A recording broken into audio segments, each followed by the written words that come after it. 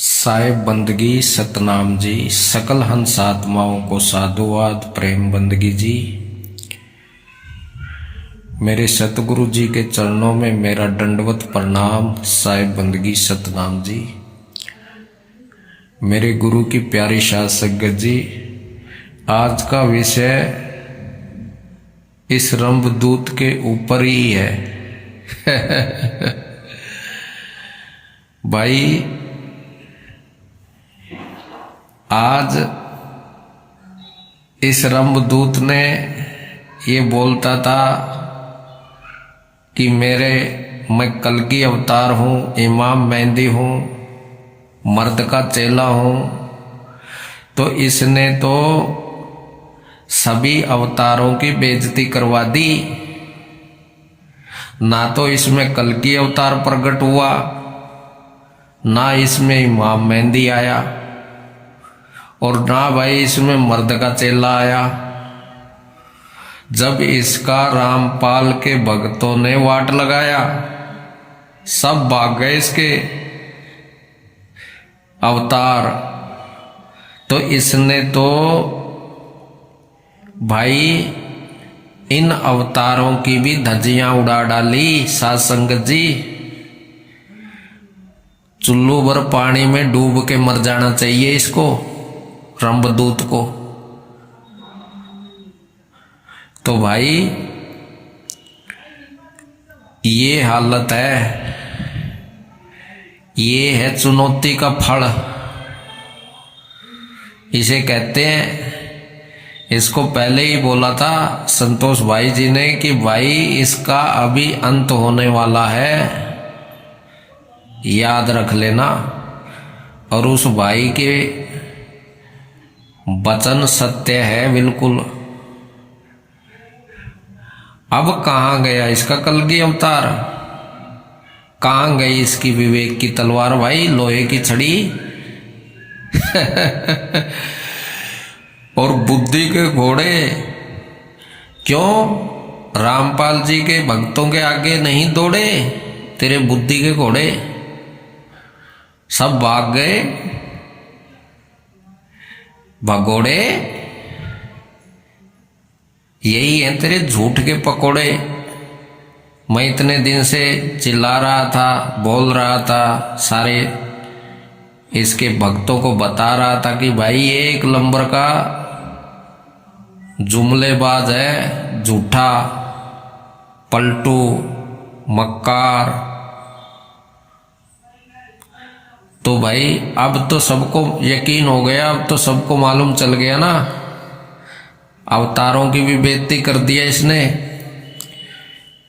बोलता है मैं मर्द का चेला हूं, बिल्कुल अकेला हूं। अरे मर्द का तो छोड़, तू तो किसी औरत का भी चेला नहीं बन सकता। मर्द का तो छोड़ो, हाँ गधे का जरूर बन सकता है तू, गधा जरूर बन सकता है, और गधा ही बनेगा। क्योंकि अब जो तेरी थोड़ी बहुत इज्जत थी वो तो भाई बिल्कुल भी नहीं रही। तो साध संगत जी, एक मुझे संतोष भाई ने भेजी थी आज, एक इसकी पगड़ी बांध के है, दोनों साइड शेर लगाए हैं इसने, और बोलता है कि तूफान बन के आऊंगा। पता नहीं क्या बोल रहा है। अरे तू ये पगड़ी बांधने के काबिल नहीं है, दुष्ट व्यक्ति, रंभदूत। ये पगड़ी खोल देना, ये पगड़ी की फोटो मत लगाना। क्यों? क्योंकि गुरु के खालसा ऐसा नहीं होता है, पीठ दिखा के भगोड़ा बन के नहीं भागता वो मैदान जंग से। या तो वो मर जाता है और या तो फिर मारता है। लेकिन तू भगोड़ा है, तेरे पे ये पगड़ी सूट नहीं करती है सरदारों की, समझे? तो ये बकवास करनी बंद कर, अपना थोबड़ा मत दिखा इधर। तेरा तो थोबड़ा देख के भी हमें गुस्सा आता है, समझे? तेरी शक्ल भी हमें अच्छी नहीं लगती है। गधे, ए गधे, अवतारों की बेइज्जती करने वाले गधे, कलगी अवतार की बेइज्जती कर दिया, इमाम मेहंदी की धज्जियां उड़ा दी। कहां गई तेरी तलवार विवेक की? बुद्धि के घोड़े दौड़ाओ, बुद्धि के घोड़े दौड़ाओ। कहां भाग गए तेरे घोड़े? छोड़ के झूठ के पकोड़े भगोड़े, भाग गए तेरे सारे बुद्धि के घोड़े। चुल्लू भर पानी में डूब के मर जाओ। और जो तेरे वो 5-10 चेले हैं जो तेरी कैद से बाहर नहीं निकले, तेरे जाल में फंसे पड़े हैं बेचारे, उनका भी चीर हरण कर डाला रामपाल जी के भक्तों ने। किसके नाम पे? गुरु प्रणाली के नाम पे। भाई गुरु प्रणाली होगी जब दिखाएंगे ना। अब ये बता क्यों नहीं रहे हैं? इसलिए नहीं बता रहे हैं, अगर ये वैराग साहिब जी का नाम रखेंगे तो भाई रामपाल जी उनको फोन करेंगे, रामपाल जी के शिष्य, उनको पूछेंगे कि क्या ये रंभदूत आपका शिष्य है? आप इसको शिष्य स्वीकार करते हो गुरु जी? तो वैराग साहिब जी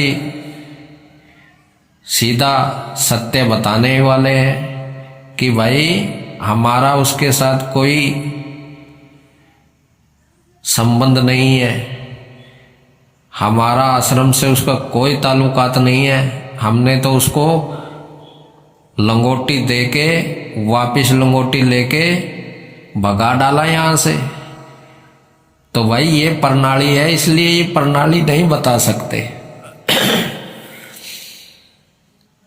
और भाई नहीं बता सकते तो फिर गुरु किस लिए बने थे?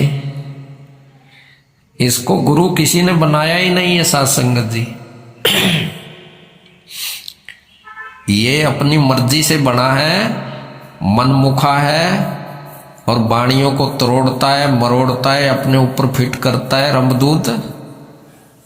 तो भाई वो बोलते हैं ना कि सत्य का जब सामना होता है तो फिर मुंह की खानी पड़ती है, भागना पड़ता है भगोड़ा होके।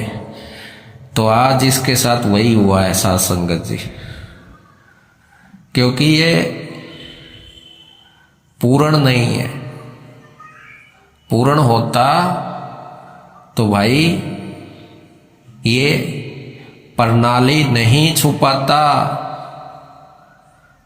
बताता ही बताता। तो इसलिए इसके चेले भी फीस दिए इसने, बेचारे मुंह दिखाने के काबिल नहीं बचा कोई भी, क्योंकि अभी समाज में इनको जिस दृष्टि से देखा जाएगा तो भाई वो सब जानते हैं। अब सब भक्तों को, सारा भगत समाज में खबर फैल गई है ये। तो इसलिए चुल्लू भर पानी में डूबने की बात है इन लोगों की। अगर अब भी ये ऑडियो बनाते हैं तो ऑडियो बनाते हैं तो वो बैठे हैं तुम्हारे बाप डिबेट करने के लिए बुला रहे हैं, जाओ वहां करो डिबेट। तो रंभदूत ने आज तक अकेले बैठ के ऑडियो वीडियो बनाया है 4 दीवारी में, किसी के साथ डिबेट नहीं किया इसने। 2020 में रामपाल के वो शिष्य थे, क्या नाम था उनका पता नहीं, वो इसको डिबेट पे बुला रहे थे, पैसा भी वो खुद लगा रहे थे, तो वहां से ही भाग गया था रंभदूत। और अब ये खुद चुनौती दे रहा है, अब चुनौती दे के भी भाग गया, क्योंकि ये भगोड़ा है, इसको पता है मेरी बेइज्जती होगी, मैं जवाब नहीं दे पाऊंगा, मैं गुरुद्रोही हूं, गुरु हत्यारा हूं। तो ये सारी चीज निकल के आएंगी सामने, क्योंकि सच्चाई छुप नहीं सकती है। जो कुकर्म है वो सामने आएंगे ही भाई। तो इसलिए इससे सारा भगत समाज दुखी है।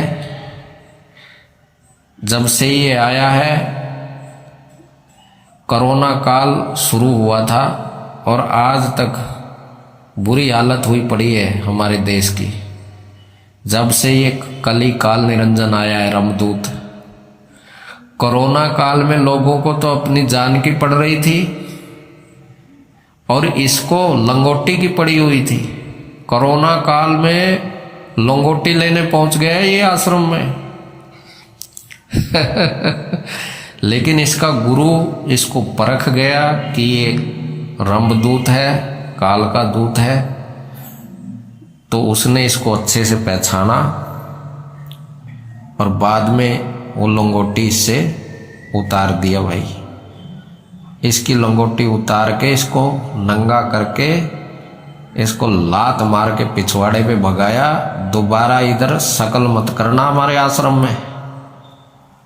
तो भाई क्या प्रणाली बताएगा ये। 5-5 घंटे डिबेट हुई। रामपाल जी के भक्तों का एक ही सवाल था कि पहले आप अपनी प्रणाली बताओ।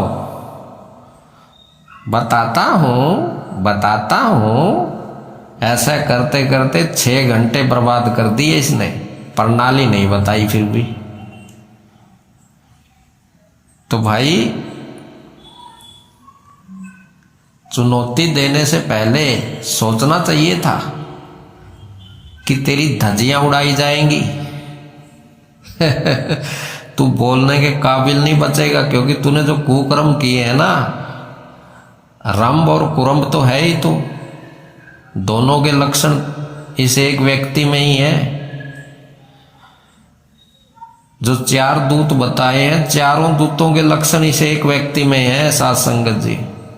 रंभ भी यही है, कुरंभ भी यही है। क्योंकि ये जो दूत है ना, ये लक्षणों से पहचाने जाते हैं। जय भी यही है और विजय भी यही है, क्योंकि ये विजय पाना चाहता है सब पे, इसलिए तो चुनौती देता है। तो आखिरी का जो विजय है ना, वो लक्षणों से ये चारों दूत पहचाने जाते। तो चारों के लक्षण इसके अंदर ही हैं, एक के अंदर, रमदूत के अंदर। तो भाई यही है 4 दूत का एक दूत रंभदूत। पहचान लो इसको। हो गई बेचारे की धज्जियां उड़ गई, मुंह दिखाने के काबिल नहीं बचाई अभी भगत समाज में। तो इसलिए भाई, क्योंकि ये कबीर साहब का विरोध करता है, बोलता है जाप नहीं करना है। अरे भाई, जप और तप और हट, इनके बिना तो भक्ति नहीं होती है।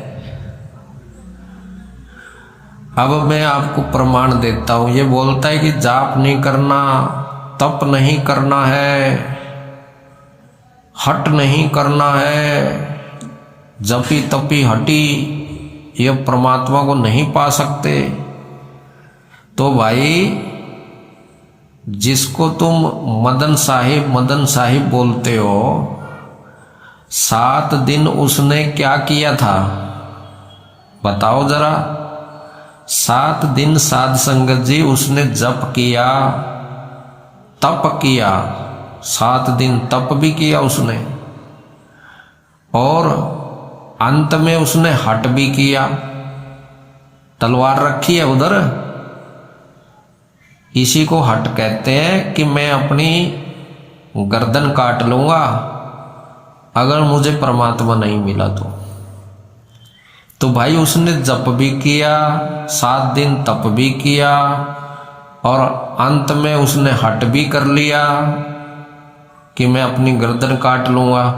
तो जब जपी तपी हट करने वाले को परमात्मा कबीर साहब वहां मिलने आ गए, तो जो बाकी के हट जप तप कर रहे हैं तो उनको क्यों नहीं मिलेंगे परमात्मा?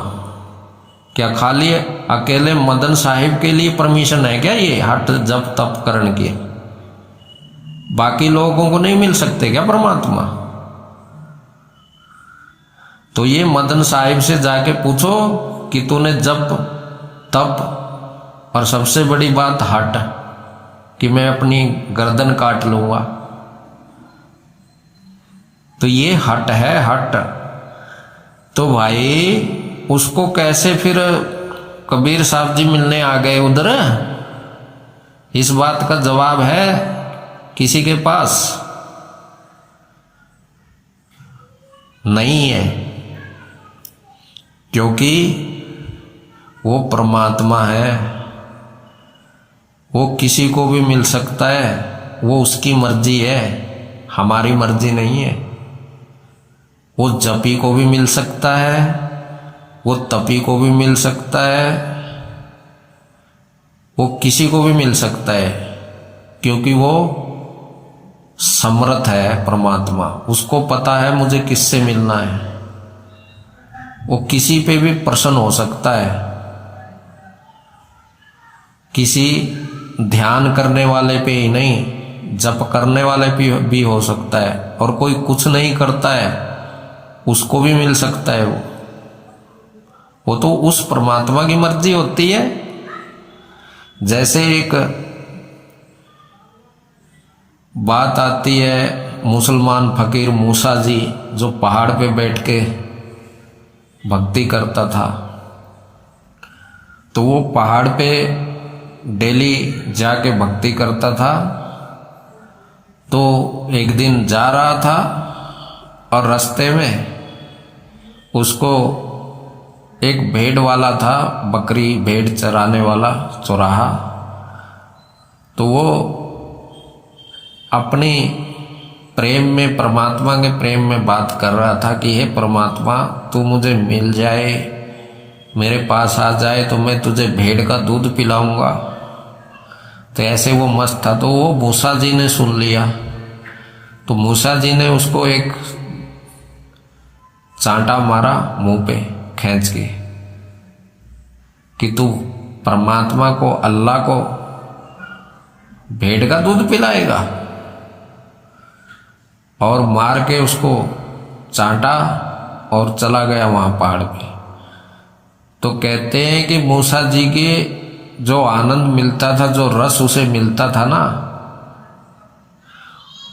तो उस दिन उसको कुछ नहीं हुआ, बहुत देर बैठा रहा। वो आनंद, वो अमृत उसे नहीं प्राप्त हुआ। बेचैनी हो गया, दिल में बेचैनियां होने लगी। तो तब मूसा जी ने अरदास किया, तो अंदर से आकाशवाणी हुई कि भाई तुझे आज अमृत की बारिश, अमी रस इसलिए नहीं मिल रहा है क्योंकि तूने मेरे भक्त का दिल दुखाया है। जाके उससे माफी मांग और उसके बाद फिर तुझे पहले जैसा आनंद मिलेगा। तो भाई वो वहां से आया मूसा जी, और उस गडरिये से आके हाथ जोड़ के माफी मांग के भाई परमात्मा का शुक्रिया किया। तब जाके उसकी जो भक्ति, जो उसको आनंद मिलता था, वो मिलना उसे उस माफी मांगने के बाद आनंद मिलने लगा था। तो इसलिए जो परमात्मा है, इसलिए बोला गया है कि ना जाने किस रूप में नारायण मिल जाए। तो इस रंभ दूत का जो ज्ञान है वो आधा अधूरा ज्ञान है भाई, वो पूर्ण ज्ञान नहीं है, क्योंकि ये संतों के वचनों की काट करता है। क्या जप की बात परमात्मा ने नहीं कही है? क्या बच्चों का ज्ञान परमात्मा ने नहीं दिया है? बच्चों का ज्ञान से फिर आगे का ज्ञान मिलता है। जाप से हमारा अजपा चालू होता है, अजपा से अनहद चालू होती है, अनहद से शब्द प्रकट होता है। तो इस तरह से वो परमात्मा चाहे तो जप में ही हमें मिल जाए, उसकी मर्जी है। क्यों? वाल्मीकि जी को मरा मरा मरा करके ही, राम के नाम से ही, राम के जप से ही आत्मज्ञान हो गया। जिसने रामायण लिखी, गुरु ग्रंथ साहिब में उसकी वाणी दर्ज, उन संतों में उसका नाम आता है। तो भाई रामायण जो है वो आत्मकथा है, तो वो किसने लिखी? वाल्मीकि जी ने लिखी है। जप करके, राम का जप करके मरा मरा मर गया, समझे? तो वो तो परमात्मा डिसाइड करेगा ये रंभदूत कौन होता है, ऐसा मत करो वैसा मत करो। तुम्हारा ज्ञान है, ज्ञान दो, लेकिन तुम डिसाइड कर रहे हो। सृष्टि रचना का तुम्हें ज्ञान तक नहीं है। बोलता है कि काल ने सृष्टि रची है। तेरे से तो 100 गुना अच्छा रामपाल जी महाराज है, जिसने इतने अच्छे से सृष्टि रचना सुनाई है। और उसको बोलता है कि ये तो कहानी ज्ञान है, बच्चा ज्ञान है। अरे भाई, बच्चा ज्ञान है तो बच्चे से ही तो सृष्टि होती है। आज तू बड़ा हो गया, क्या बच्चा नहीं हुआ था क्या तू? क्या तुम 9 महीने तुम्हारी माँ के कुंभ में उल्टे नहीं लटक रहे थे रंभदूत? बताओ मुझे। लटका था ना 9 महीने उल्टा? तू भूल गया वो कौल करार? और फिर जब तुम बाहर आया 9 महीने के बाद, अगर उसी समय तुम्हारी अम्मा तुम्हारा टेटुआ दबा देती तो आज कबीर पंथ की बेइज्जती ना होती, आज इन अवतारों की बेइज्जती ना होती जो आज तूने करवाई है, समझे? तो ये तेरे ऊपर दोष है। कहाँ चला गया तेरा अभी कलगी अवतार? जो घोड़े पे सवार था, कहाँ गया वो अभी? बुद्धि के घोड़े क्यों नहीं तोड़े तेरे? और कहाँ तेरा इमाम मेहंदी गया? कहाँ तेरा मैत्रेय बुद्ध गया? कहाँ तेरा मर्तका चेला गया? सारे भाग गए तेरे में से निकल के। तो इसलिए अहंकारी जो घमंडी होता है, उसकी असलियत इस समाज के सामने आती है, जैसे तेरी आ गई अब सबके सामने। तो बच्चा ज्ञान बोलता है सृष्टि रचना का। अरे वो रामपाल जी नहीं सुना रहा है वो सृष्टि रचना, वो कबीर साहब सुना रहे हैं धर्मदास को। और तू टीका टिप्पणी कर रहा है रामपाल जी महाराज को अष्टंगी को लेके, कि उसको इंद्री नहीं लगाई, इंद्री काल ने अंगूठे से लगाई, ऐसा ऐसा बोलता है। अरे वो कबीर साहब बोलता है, रामपाल जी तो केवल पढ़ के सुना रहा है। तो कबीर साहब को बोलना, तू अगर तू जलील करना है तो कबीर साहब को कर, क्योंकि ये बातें तो कबीर साहब ने बोल ली हैं अनुराग सागर में। गधे सुधर जा गधे। तो भाई वहीं से सृष्टि चालू होती है, बच्चे से ही, कहानी से ही सृष्टि चालू होती है, बच्चे की कहानी से, समझे? तो बच्चे की कहानी भी जरूरी है, समझे? आज तू बड़ा हो गया तो बच्चों को बोलेगा, तू बच्चों को तो पैदा ही नहीं होना चाहिए। तो तू क्यों पैदा हुआ फिर? तू भी तो बच्चा बना था ना, कि नहीं बना था? जवाब दे इस बात का। नहीं है इसके पास कोई जवाब। तो ऐसे ऐसे रंभदूत को पैदा कर दिया इसकी अम्मा ने, ऐसे शैतान को, जो सारे दुनिया का कलंक बन चुका है। सबसे पहले अपने गुरु का दोषी है, उसके बाद सारे भगत कबीर पंथ का दोषी है ये। उसके बाद जो अवतारों का ये नाम लेता है, कल्कि अवतार, सबका नाम इसने मिट्टी में मिला दिया, धज्जियां उड़ा दी सबके नाम की। तो चुल्लू भर पानी में डूब के मर जाओ। इसके चेले भी जो सुन रहे हैं मेरी ये ऑडियो, चुल्लू भर पानी में डूब के मर जाओ तुम लोग सब के सब। कहाँ गया अब तुम्हारा कल्कि अवतार? बुद्धि के घोड़े दौड़े नहीं तुम्हारे अभी? भगोड़ो, सब झूठ के पकोड़े उतारते हैं। तो गुरु की प्यारी साध संगत जी, ऐसा रंभ का दूत है ये। वो रामपाल जी महाराज ने 250 करोड़ रुपया गरीबों में बांट दिया। 100 गांव डूबे हुए हैं हरियाणा में, 100 गांवों का पानी निकाल रहे हैं रामपाल जी महाराज के भगत, और खाना खिला रहे हैं फ्री में, समझे? और उनको देख देख के जड़ता है ये रंभदूत। क्या बोलता है? अरे उसको केशव बंजारे को बुलाओ, सतलोक से सामान मंगाओ, सोने की प्लेटें मंगाओ, ये मंगाओ। अरे सतलोक से ही आ रही हैं, सतलोक आश्रम से ही हो रही है सेवा सारी, गधे। वो अगर संगत से पैसा ले रहा है ना, तेरे की तरह बेईमान नहीं है। कितने लोगों के घर बना दिए उसने गरीबों के, बढ़िया, और किसानों की मदद कर रहे हैं। तूने लगाया कभी किसी को बिस्किट, कुत्ते को बिस्किट खिलाया कभी?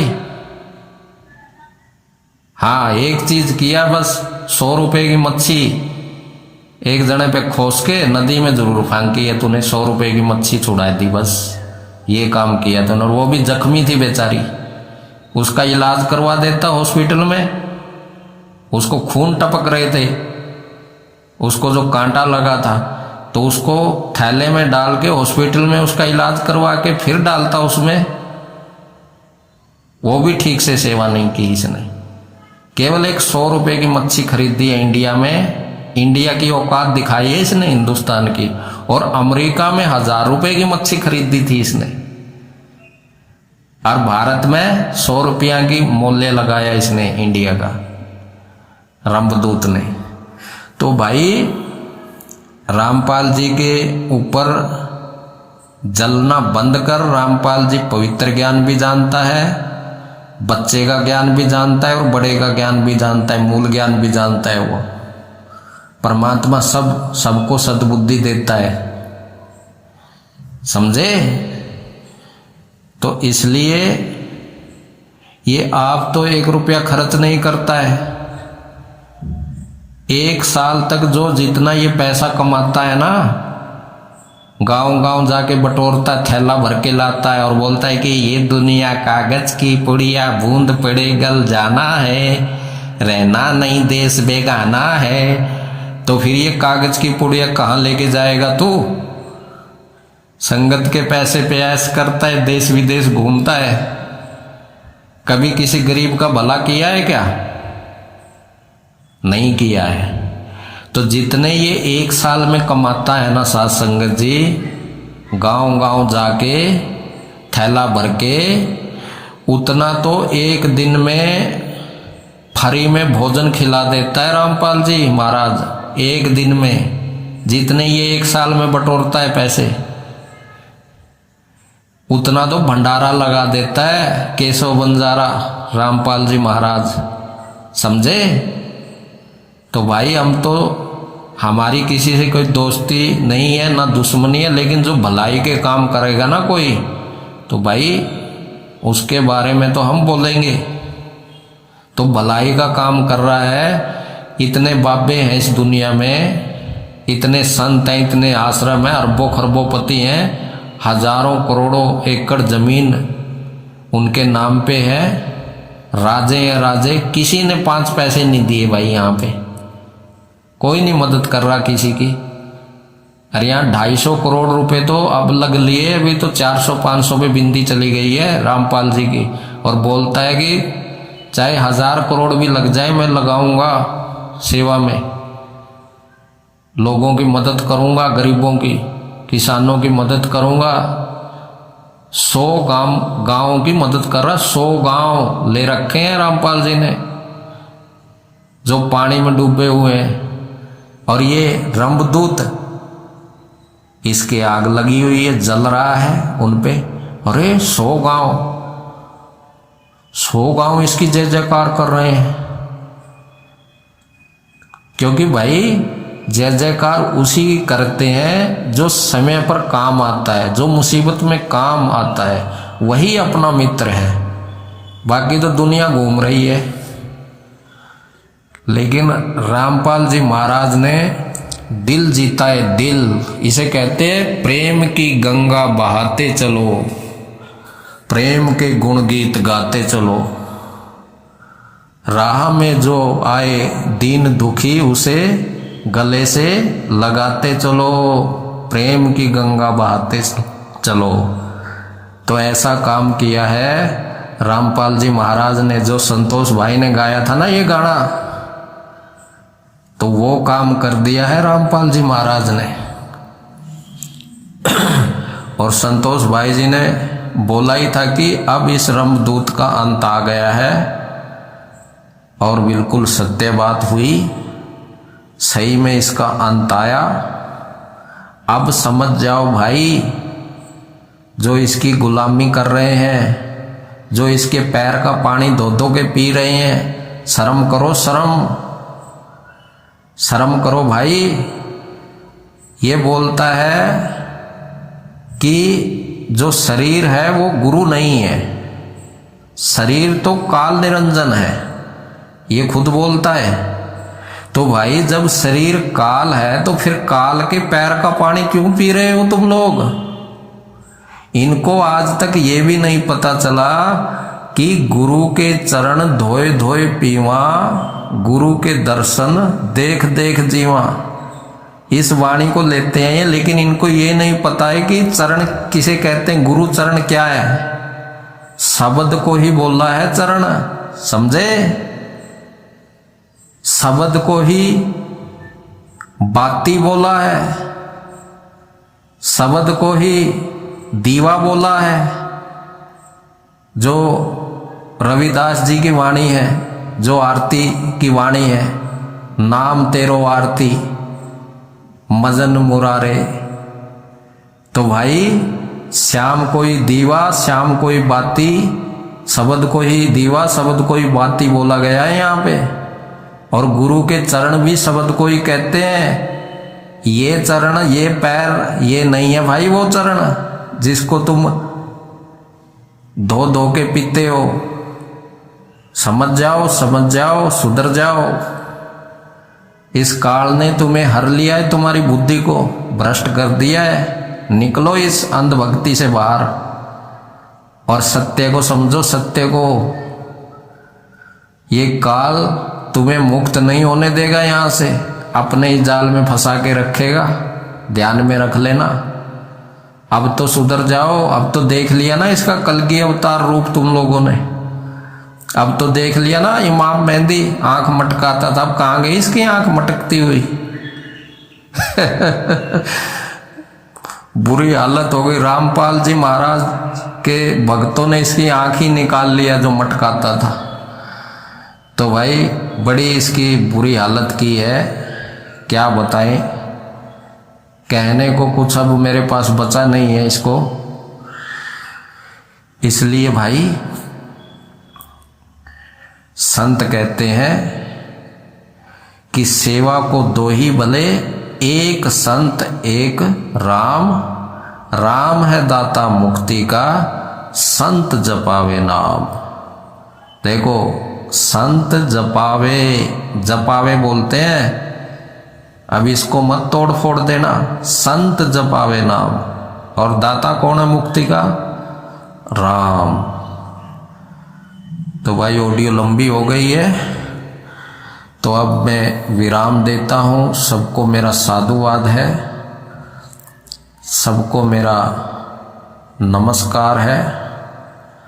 तो भाई अंत में एक थोड़ा सा गा के भी सुनाता हूं। सांसों की न टूटे लड़ी, नाम जप ले घड़ी दो घड़ी।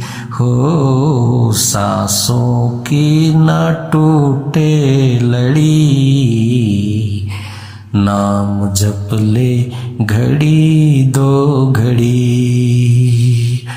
ओ लंबी लंबी उमरिया को छोड़ो, लंबी लंबी उमरिया को छोड़ो, नाम की एक घड़ी है बड़ी, नाम जप ले घड़ी दो घड़ी। सांसों की न टूटे लड़ी, नाम जप ले घड़ी दो घड़ी, नाम जप ले घड़ी दो घड़ी, नाम जप ले घड़ी दो घड़ी। सांसों की ना टूटे लड़ी, नाम जप ले घड़ी दो घड़ी। नाम जप ले भाई घड़ी दो घड़ी। अगर श्वासों की लड़ी टूट गई तो फिर कुछ नहीं कर पाओगे। तो इसलिए उस परमात्मा को याद करो, याद रखो, और भाई पाखंडियों से दूर रहो, अपना विवेक जगाओ, गुरु ग्रंथ को गुरु मानिए, और भाई अपने सतगुरु के दर्शन करिए। तो सबको मेरा साधुवाद है, प्रेम बंदगी है। वाहिगुरु जी का खालसा, वाहिगुरु जी की फतेह। सतनाम साहिब बंदगी जी, सतनाम जी।